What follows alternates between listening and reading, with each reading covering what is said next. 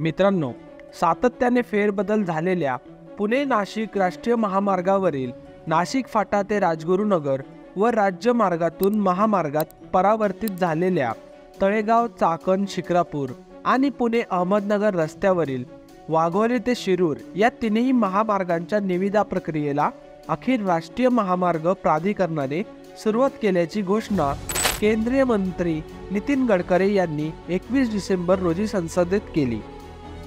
21 डिसेंबर 2023 ते 7 फेब्रुवारी 2024 ही या तिन्ही रस्त्यांसाठी 8 फेब्रुवारीला या निविदा उघडण्यात येतील अशी शक्यता आहे। पुणे नाशिक महामार्गावर नाशिक फाटा ते राजगुरुनगर या 30 किमी अंतरामध्ये यापूर्वी मोशी टोल नाका ते राजगुरुनगर चांडोली टोल नाकासह 6 लेन रस्ता मंजूर होता। नाशिक फाटा ते मोशी टोल नाका DPR तयार असूनही निविदा काढली नाही। 2004 साली या रस्त्यावरती 4 पदरी रस्ता व काही ठिकाणी सर्व्हिस रोड असा पूर्ण करण्यात आला होता। मात्र हा रस्ता अत्यंत अपुरा पडू लागला। यामुळे या ठिकाणी किमान 10 ते 12 लेनचा रस्ता रुंदीकरण करणे अशक्य असल्याने नागपूर वर्धा रस्त्याचे मॉडेल खाली 4 लेन रस्त्यामधील पुलावरती 4 लेन रस्ता वाहतुकीस योग्य ठरेल अशी विनंती राष्ट्रीय महामार्गाचे समन्वयक दिलीप मेगदे यांनी केली।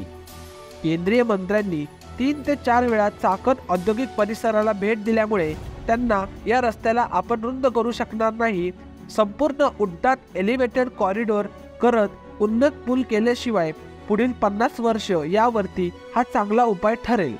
त्यामुळे या सर्व जुन्या आराखड्यांना रद्द करण्यात आले। यामध्ये तळेगाव, चाकण, शिक्रापूर या रस्त्यावरील 1000 कोटीच्या कामाची 4 पदरी रस्त्याचेही निवेदन करण्यात आली। काही ठिकाणी संपूर्ण 54 किमीमध्ये उड्डाणपुलाचे काम करण्याचे ठरले।